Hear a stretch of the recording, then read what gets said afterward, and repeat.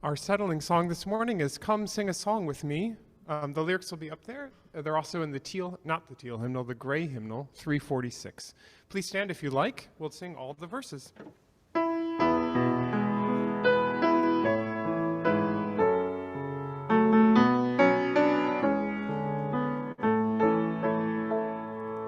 Come sing a song with me. Come sing a song with me. Come sing a song with me, that I might know your mind. And I'll bring you hope when hope is hard to find. And I'll bring a song of love and a rose in the winter time. Come dream a dream with me. Come dream a dream with me. Come dream a dream with me, that I might know your mind. And I'll bring you hope when hope is hard to find. And I'll bring a song of love and a rose in the winter time.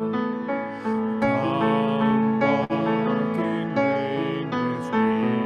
Come walk in rain with me. Come walk in rain with me, that I might know your mind. And I'll bring you hope when hope is hard to find. And I'll bring a song of love and a rose in the winter time. Come share a rose with me. Come share a rose with me. Come share a rose with me, that I might know your mind. And I'll bring you hope when hope is hard to find. And I'll bring a song of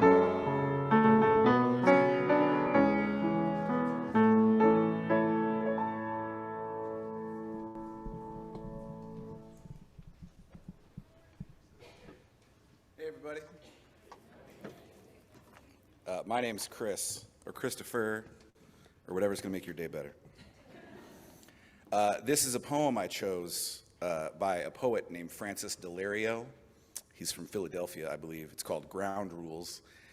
And I thought it kind of spoke to what Scott sort of wanted to make today about as he and I communicated. So, Ground Rules by Francis Delario. There will be no talk of politics or organized religion, no talk of wars or weapons or medicines or funding or the budget or the deficit or the fleeting idea of the dream. There will be no discussion of parties or agendas or the past or the future or forever and ever. Amen. There will be no thought of cancer or aneurysms bursting, no thought of functions ceasing or the decreasing will to live. There will be no I, there will be no you, there will be no us, there will be no them. There will only be the leaves falling slowly into the creek bed and the knowing that we are only here right now.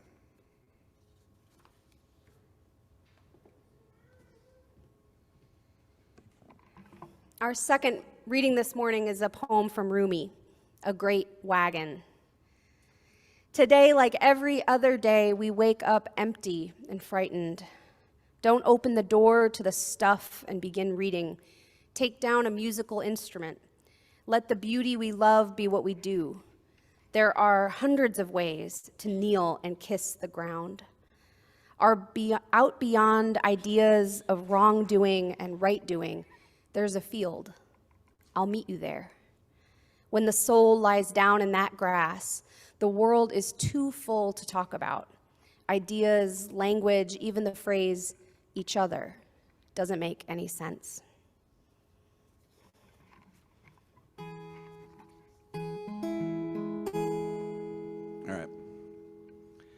This is a happy song about quarantine, possibly the first you've ever heard.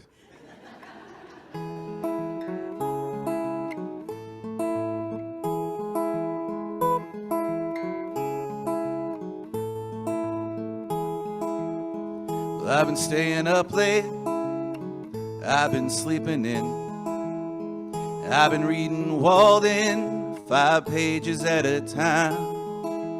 I've been trying to love you a little better every day.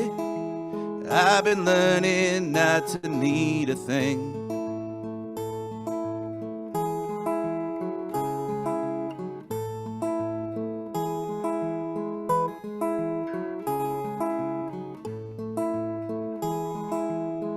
And I've been having coffee late in the afternoon, trying to count these blessings 5 minutes at a time, having longer kitchen conversations and spending all my days singing all the old Bob Dylan songs to you.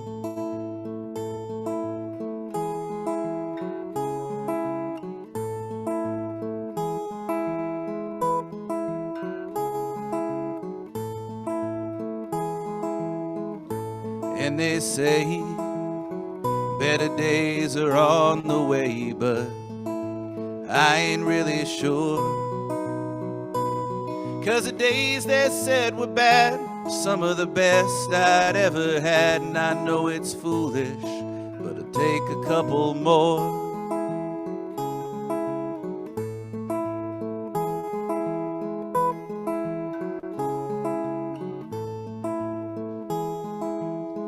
Lost a little money, I've been a little scared. I've lost a little status, tried my hardest not to care. But if the upside is late nights and a little more time with you, you know you won't hear me complain.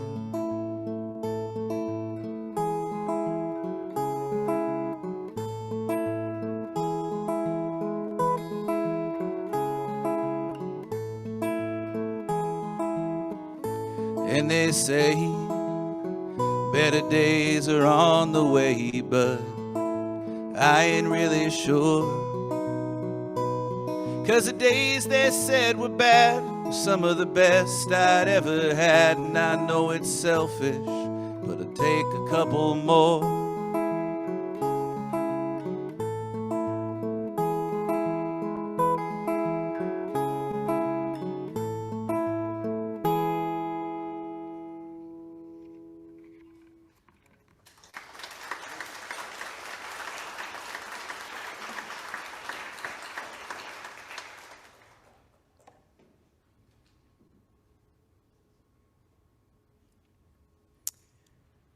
So Christopher is here to give you a glimpse into why he enjoys playing music and the human connection that comes with that. I'm here to share my excitement as a listener. This is certainly my favorite time of year.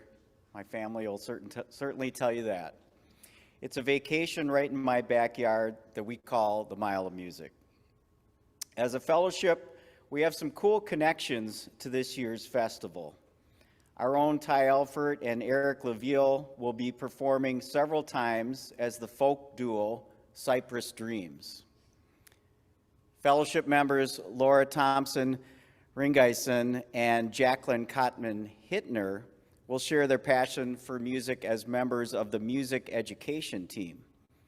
The music education team offers 32 workshops on everything from building instruments to Balinese gamelan and self-care through creative acoustics.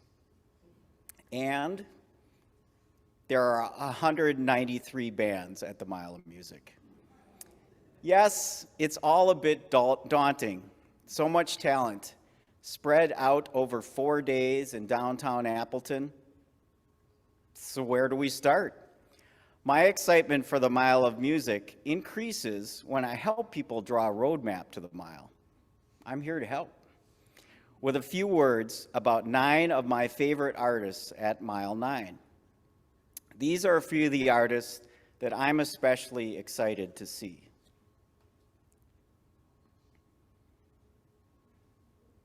Carsey Blanton. It's all right. Carsey Blanton tells it like it is. That is, how she wants it to be or doesn't want it to be. Sometimes she's mad and then she curses. Not so much at Mile shows, but online. And she doesn't care if you just go away. Like John Lennon, she wants a revolution, but Carsey's a revelation. The spunkiest kid on the block and one heck of a fantastic songwriter, combining brashness with down-home charm in each delightful song. Back for her second mile run, she was here for mile 7, Carsey Blanton's star power soared after she released Fishing with You, a tribute to her idol John Prine, who was one of the first celebrities to die of COVID-19 in 2020. Her 2021 release, Love and Rage, has 11 great songs to keep the revolution rolling, including Party at the End of the World and a song called Be Good, as in, be good to the people you love and love everybody alive. And she'll be performing 4 times at the Mile, if you want to try to see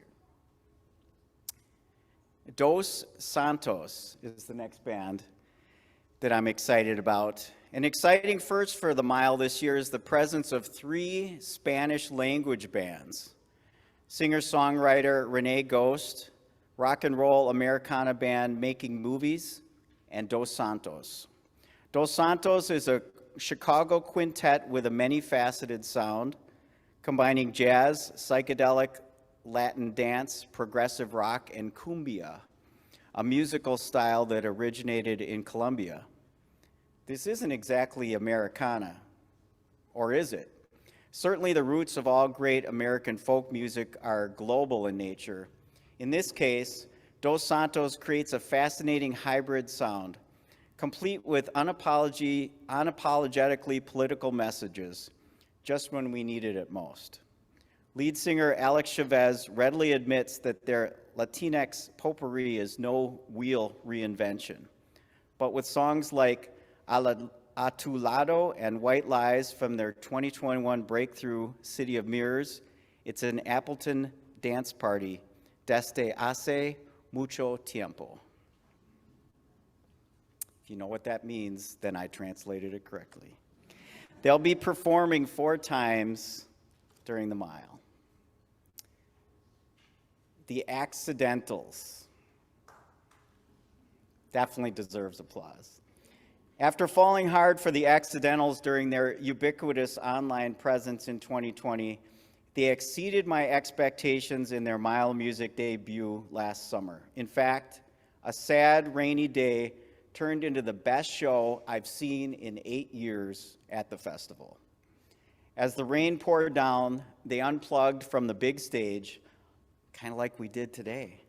They unplugged from the big stage, hustled their gear to the tiny Jones Park Pavilion, and launched into a spirited, acoustic, request-driven set that will always be remembered as "You Had to Be There." So compelling were the Accidentals that I caught them 2 additional times at the Mile, as their song goes, again and again and again. The 3-member band was born from a high school friendship between self-described orchestra geeks Sav Buist and Katie Larson. As teenagers, they immersed themselves in all things musical, officially forming the Accidentals in 2012, touring constantly, and the next year releasing Bittersweet, a 15-song masterpiece. The band showcases an ever-changing kaleidoscope of musical genres, lyrical integrity, and razor-sharp ear for melody. It's indie, folk, pop, bluegrass, rock played by classically trained multi-instrumentalists with vocal harmonies that pour over the mix, chocolate syrup over ice cream. Making things even more interesting this summer will be the Accidentals teaming with the Kaboom Collective, a youth-based orchestra comprised of curious musicians on a path to, well, probably being the next Accidentals. Other than their glowing personalities, in truth, there's nothing accidental about these three musicians. Their success, musical genius, and ethic of giving back is the direct result of their hard work and passion to make the world a kinder place through music.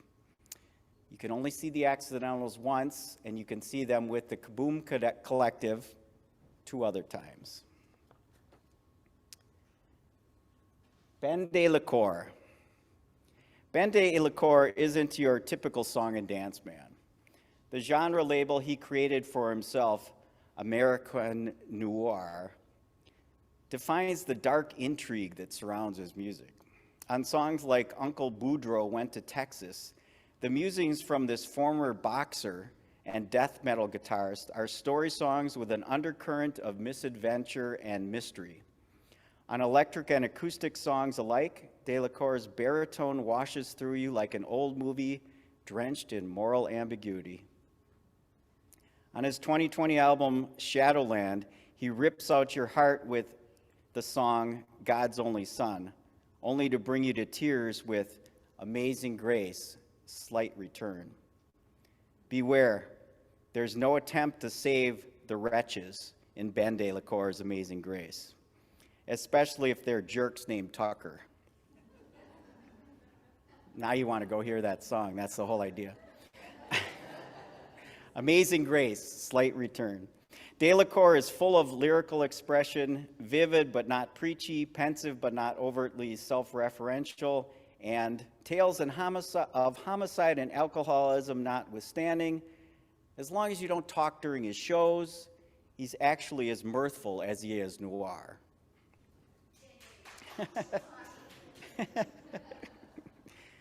Lizzie No. Christopher told me earlier that Lizzie No is going to be on his radio show. He has a radio show, and her song's going to be on the show coming up in a few weeks. 10-year-old Lizzie Quinlan started playing the harp in her New York church choir and discovered Bob Dylan a little before she discovered Elizabeth Cotten. Throughout her career, her success has been in creating new musical expressions without discarding past influences. Her 2017 debut, Hard Won, championed her emergence as a strong, self-determined genre creator. This is now the third go-around at the Mile of Music for Lizzie No, notable for astutely working her delicate harp playing into folk music song structures. She's equally at home accompanying herself on guitar or plugging in with a full band. In the last few years, she has also performed classical arrangements of original songs with a full orchestra. She stands as my favorite performer from both Mile 6 and Mile 7, based on her grace, command of tempo, and unique lyrical articulation. Her voice really isn't that remarkable. It's her calm energy and commitment to the integrity of the song that makes her live performances indelible. And she'll be performing 3 times at the Mile. Now, the Colonel really should be wearing orange in this, and I'll tell you why in a second. Late night in the shadowy confines of Gibson Music Hall, the setting could not have been more perfect for my first salute to the Colonel at Mile of Music 5.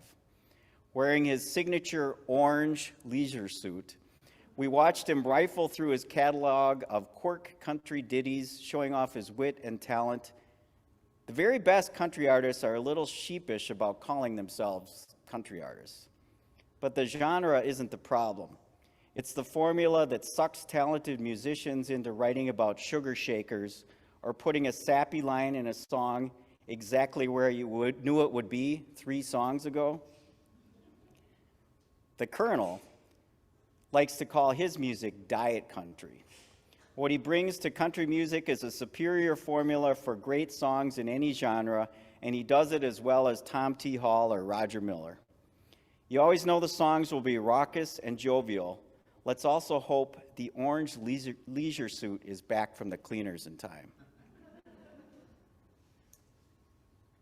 Julia Blair, some of you may recognize because she's local.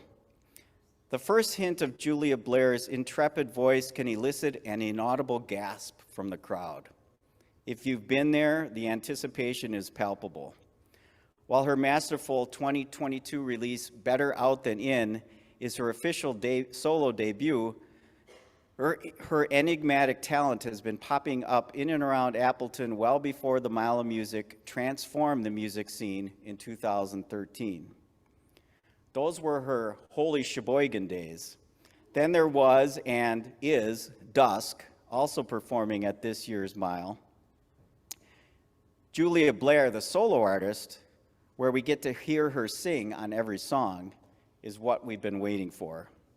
On her new record, the classically trained pianist shows her versatility on indie rock songs with pop sensibility, haunting lullabies, and a super-soaked funeral dirge titled Barbara.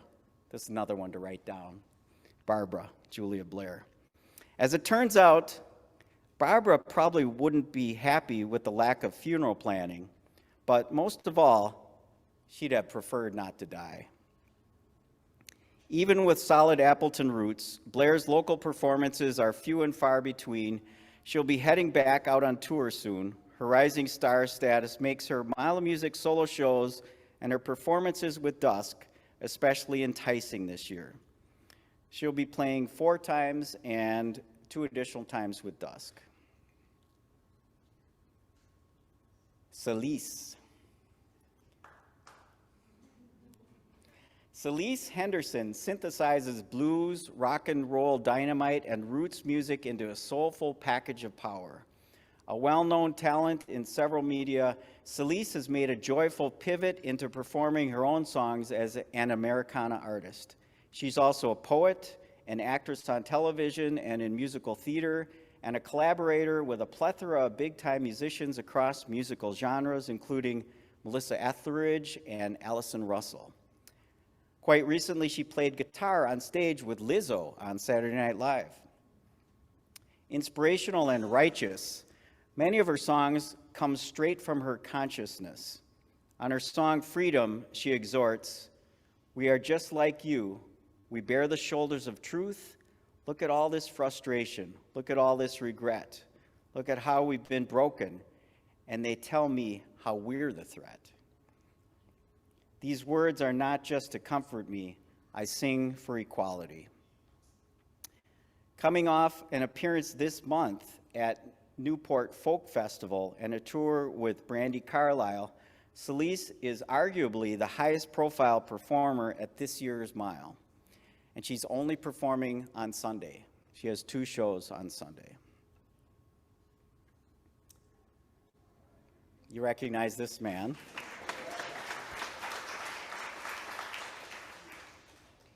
I joke that if Chris doesn't like introductions, he gets a couple today, actually.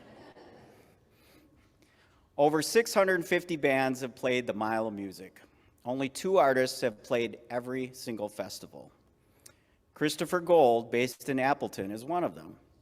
This year, playing solo with his band and with an artist roundtable, you'll have 9 different opportunities to see Mr. Gold at the Mile. In music, he'll tell you there's no such thing as a guilty pleasure, just great music, whatever the genre. And he's a man of many. He fell in love with folk music, spent his early days in the business with punk, garage, and metal bands, then gently found his way back to story songs of the folk variety. Today, he splits his time as sensitive singer-songwriter and only slightly less sensitive rock band frontman.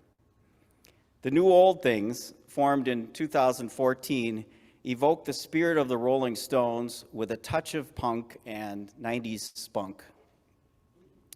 Then he softens the growl in his voice for his solo acoustic performances. In these shows, it's the lyrics, full of question, full of doubt, full of paradox, that take the spotlight. And if you like the lyrics, he put 109 of his songs into a book that he sells at his shows. For Christopher, it's always about the song, and rippling through them all is his musical muse, Tom Petty, and the guiding light of his family. On Roll On, which has become something of a signature song for Christopher, Oliver often joins his dad on stage to close out the show. The chair he stood on when they started this tradition, that's gone now. But the tender rapport between the two of them is forever gold.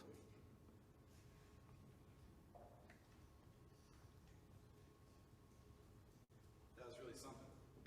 Thank you. I was not prepared for that. I'm very prepared for this. I made notes. I made them at a bar last night.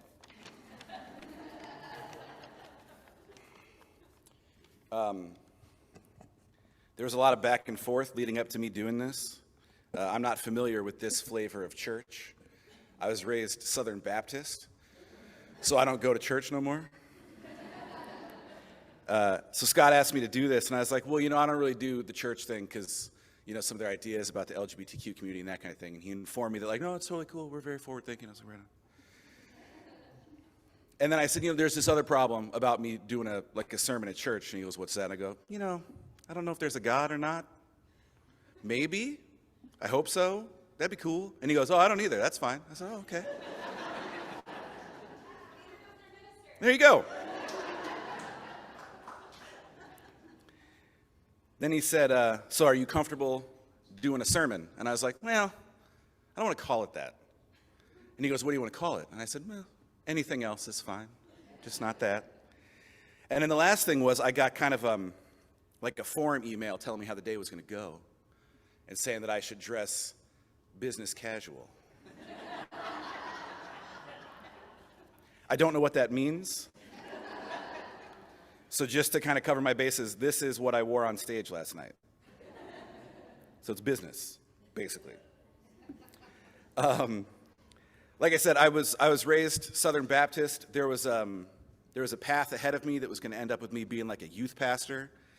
There were a few problems, like my creeping doubt. I didn't want to get that bargain bin Coldplay haircut that youth pastors get. But I like connecting with people, and I think that's part of the reason I ended up playing music. Playing music is most of what I do.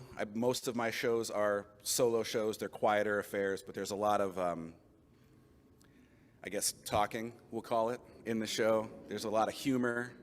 I wrote a joke just for today, and I ran it by my son, and I got the exact eye roll that I was aiming for.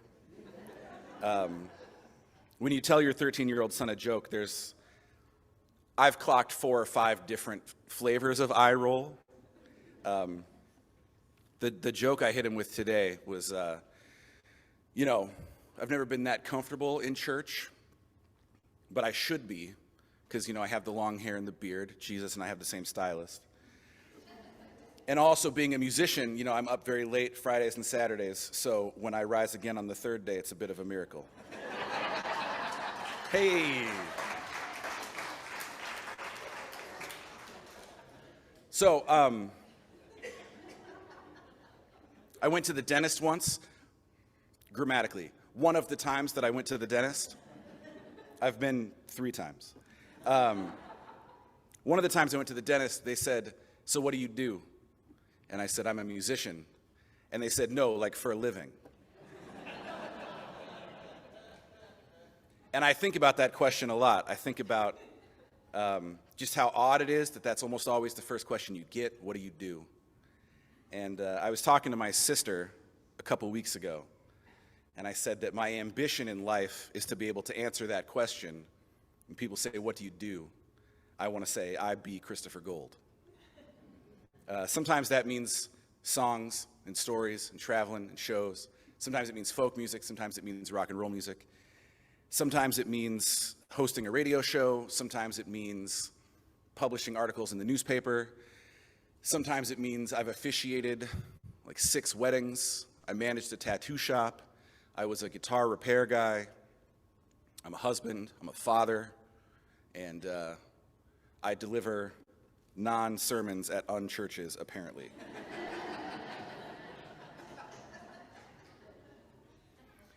But my ambition behind being able to say, like, I be Christopher Gold is that I think it's undervalued in life that we not only find what feels good, I think it's important that life feels good.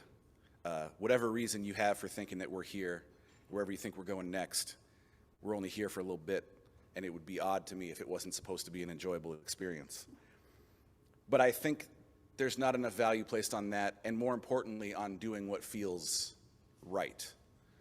Not in the, I don't mean like right or wrong, I mean when I put my guitar in its case, and it just fits right in there, and it just feels right, like it was meant to do that. That's how I feel on stage, that's how I feel with my wife, that's how I feel with my son, that's how I feel at the burrito place. So my ambition is to always find what feels good and right and do that. And my best moments come when I'm sort of sticking the landing on good and right and being what we call maximum Christopher.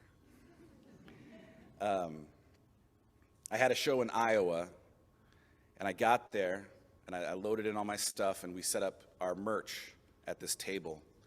And right before I was about to go on, which is kind of like a high vibration moment, like you're about to go on stage, there's people, and the bartender said, hey, you might want to move all your merch. This is a hard story to tell because I can't repeat any of the things that she said. There's a guy here, and he's not a very nice guy, and he feels as though that is his table. It's where he always sits. And it would just make my life easier if you wouldn't mind just moving your stuff. And I confess, I felt a little bit like, well, between me and the guy, which one of us is getting paid to be here right now? Like, check the poster, dude. I'm leaving my stuff where I put it. But I tend to be a little bit conflict avoidant. So I said, we'll move this stuff quick. It's not a big deal. And he sat at his table, and he just kind of ignored me as I started playing my music. And that's a weird experience to have right before you go on stage. It sounds a little kind of woo-woo, but you need to be in a certain headspace to go on stage and do what I do. And I was not in that headspace. Fortunately, I have a time-tested way of getting in that headspace, which is to just do my songs, but like really, really do them. Like close my eyes, and I could do these songs in my sleep, and it sometimes takes a bit of effort to do them and really like think about each word and each line and that kind of thing. So I was doing that. And gradually this fairly unpleasant man began to fade from my mind. And I know he's sitting off in this dark corner over here to my left. And I get towards the end of my set, and I open my eyes. I do most of what I do with my eyes closed because I'm trying to feel it. But also, I had a New Year's Eve show when I was 17. And afterwards, everybody thought I was cross-eyed because it's really hard to not look at the microphone. It's right there. So if you keep your eyes open, you end up just sort of... So I keep my eyes closed. I open my eyes, and I look over, and he's gone. And a part of me is like, well, that's fine. A part of me feels mildly offended, like you come in here, you make a scene, you sort of ruin my vibe, and then you just leave. So I'm annoyed, and I turn, and he's right in front of me. He had moved from his table to this other table right in front of me.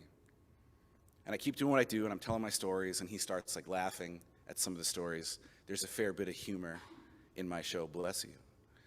And I finished the show, and I closed with a song I'm going to play for you in a minute. And he started crying during the song. And I talked to him afterwards, and he said he prefers cover bands, but he really enjoyed my music. And by the end of the night, he was saying next time I was in Iowa, I should stay at their house. We did not talk about what he was crying about. But what I was left with is going on stage and just committing to being Christopher Gold as much as I know how to be.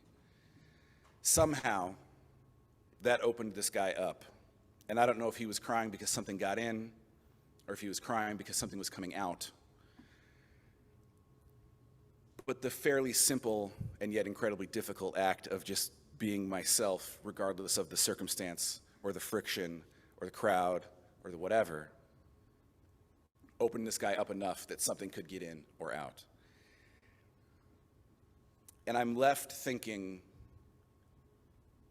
that that's the best way to sort of serve the world around us. I think I heard someone say once that if you are just yourself, you'll have supply and demand covered. Because if you're just being yourself, you're doing something nobody else can do, and you're providing something to the world, some flavor or color that nobody else could provide and that the world needs. So I know this unsermon was not totally about music or Mile of Music. Scott asked me, he's like, can you talk about Mile of Music? And I said, what do you mean? And he goes, well, how do you feel at Mile of Music? And I said, sweaty. And he said, no, like internally. And I said, hungry. And he said, no, like kind of mentally. And I said, tired. I don't understand. My Mile experience is much different than other people's. But I have these experiences with people when I play songs and I am in the right frame of mind and I'm doing it for the right reasons, which is why I chose that Alan Watts quote. The only reason to play music is because it feels good and right for you to do it. In the absence of crowds, money, success, autographs, and record sales, and the 1 millionth person coming up to the merch table and asking if your music is on Spotify. It is, by the way. So I came here today because I wanted to encourage you all that it's real obvious that the world needs changing and people need to be opened up so they can let stuff out and let stuff in. But it can be daunting to try to figure out how we're supposed to do that. And what I have found for me, it's not about figuring out how to do that. It's about realizing that you already know how to do that the way you're supposed to do it. And it's about just committing to that and trusting all the various small ways that that's going to matter to the world around you. And for me, that comes out as songs, but I have had, I've had those big moments where someone comes up and says, your song was playing on the stereo when my cousin died, or, my son told me that your song has helped him with his depression and that kind of thing. But I've had an almost equal number of people come up to me and talk about how their relationship with their spouse has changed or been informed or encouraged or slightly course-corrected by seeing the relationship I have with my wife and how sort of real and vibrant and ever-present that is. I do about 150 shows a year. She comes to about 147 of them. I've had men come up to me after doing my song with my son, and you can tell that they're thinking about their dad. I've had guys my age say, my dad just passed, and seeing that. It wasn't about the song, it was about, I'm a dad, and I love being a dad, and sometimes I'm a dad in front of a lot of people, and sometimes that matters more than the song that he and I do. I write love songs for my wife, but sometimes just loving my wife does more for the world around us than all of my poetry about it.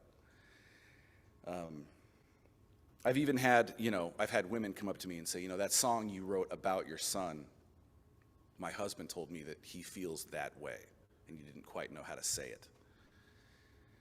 And I didn't try to do any of that. That was never the ambition or the goal. I don't think I could have done it if I had tried. I don't think I could ever do any of this if I was trying. I work very hard at it. It means a lot to me. But the best moments of it are when I'm just sort of floating in it with the people watching it.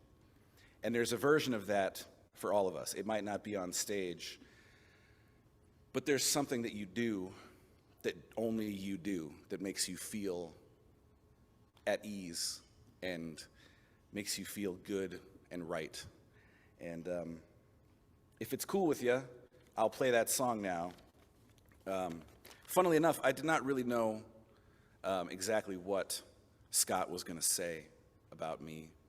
I had hoped it would be positive. But he talked about the questioning and the doubt and that kind of thing. And I had decided on this song weeks ago. And here's a song. I'm going to switch microphones now. I also have to tune my guitar. I apologize for that.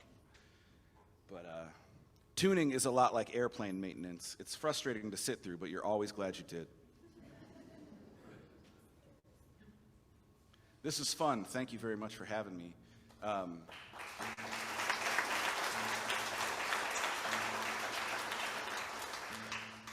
I have completed my journey from the back row to the pulpit. Turns out the missing step was just avoid church for 20 years. But we did it.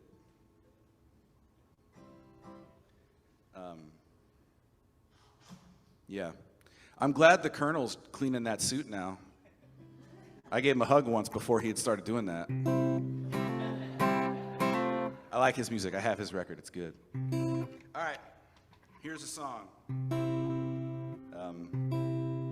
I usually don't talk a ton about what the songs mean because hopefully it'll mean something to you and it doesn't have to mean the same thing to me. It goes like this.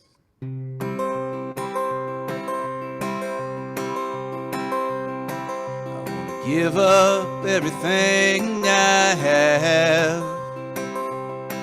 See every stretch of road except the one that brings me back. I gotta find a place. I gotta find a place. I gotta find a place I can call my own.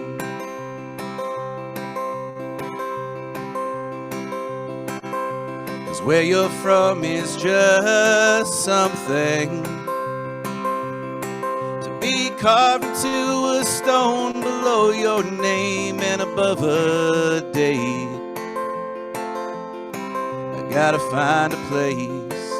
I gotta find a place. I gotta find a place I can call my own.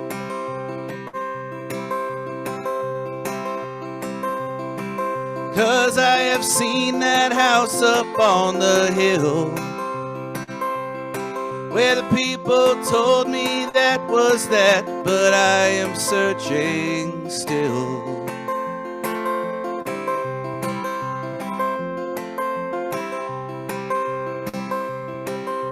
I did not come with hopes of gifts. You have it 'cause they gave it, you'll be lost when they take it. I gotta find a place. I gotta find a place. I gotta find a place I can call my own.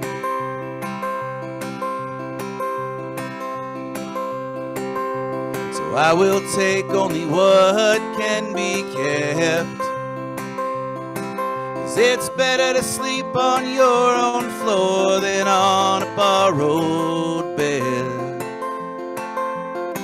I gotta find a place. I gotta find a place.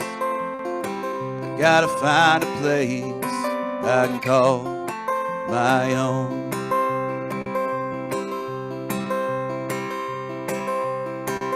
'Cause I have seen that house up on the hill. Yeah, those people told me that was that, but I am searching still. I gotta find a place. Gotta find a place. I gotta find a place I can call my own. I gotta find a place I can call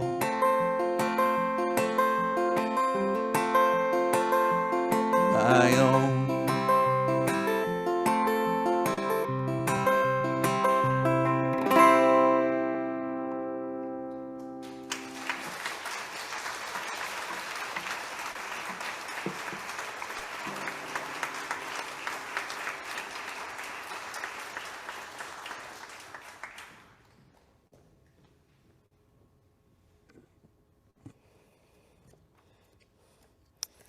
Thank you, Christopher, for your gift.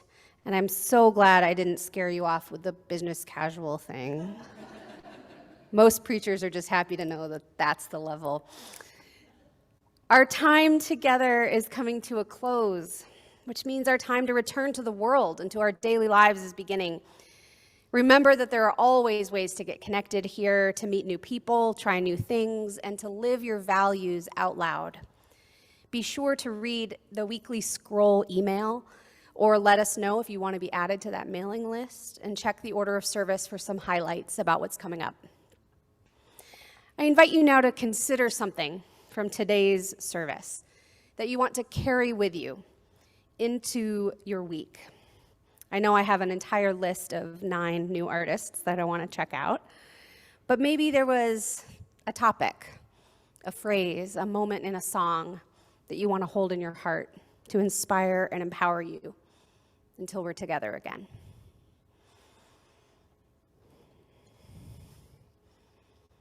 And as we hold that moment in our hearts, let's extinguish our chalice flame, but continue to carry its light in our hearts. As we extinguish this flame, let us go our ways with hope in our hearts, with our spirits renewed, and with a deeper understanding of life's mystery. Let us carry the light of compassion and commitment to build a better world. Go in connection, community, and joy. Go in peace, knowing that we wait to embrace you upon your return.